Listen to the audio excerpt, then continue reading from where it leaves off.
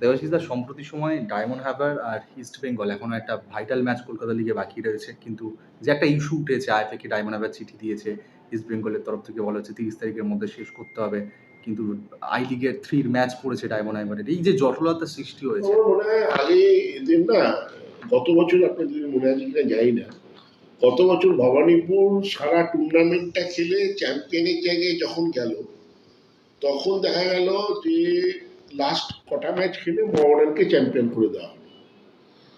কিন্তু ওটা ভবানীপুর কিন্তু পুরো লিগটাই চ্যাম্পিয়ন হওয়া উচিত ছিল।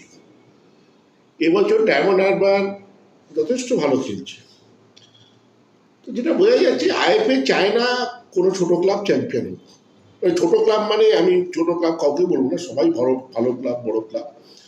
কিন্তু এই ইস্টবেঙ্গল মোহামেডান বাদ দিয়ে মেনলি ইস্টবেঙ্গল, আমার মনে হয় অন্য টিমেদের এবার ভাববার বিষয় এসে গেছে যে লিগ খেলা উচিত কি উচিত না। কারণ এরা আগে থেকে ঠিক করে রাখে যে কাউকে না, এখন আমরা হচ্ছে মোহনবাগান হচ্ছে সবচেয়ে খারাপ ছেলে, তো সেই জন্য আমাদেরকে, আর আমরা কলকাতা লিগকে ডেভেলপমেন্ট লিগ হিসেবেই দেখি।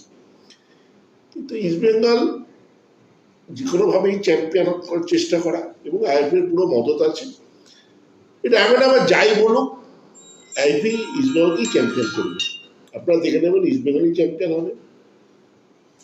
তবে ডায়মন্ড হারবারের আই লিগ খেলছে, এটা চিরকাল এসছে। এবার কিছুদিনের জন্য আপনার মনে আছে কিনা জানি না, এইবারের লিগে কি একটা খেলতে গেছিল ওরা, কোনো একটা ইংল্যান্ডে কোনো একটা কি একটা খেলতে গেছিল, সেইটাতে তার জন্য কিন্তু ওদের লিগের খেলা পিছিয়ে দেওয়া হয়েছিল।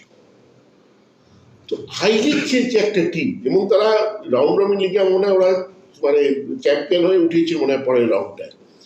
তো আমার বাংলার ক্লাব হিসেবে সাপোর্ট দেওয়া উচিত। এবং ডায়মন্ড হারবার 2 বছর তৈরি হয়ে ওরা যথেষ্ট প্রফেশনালি টিম তৈরি করছে।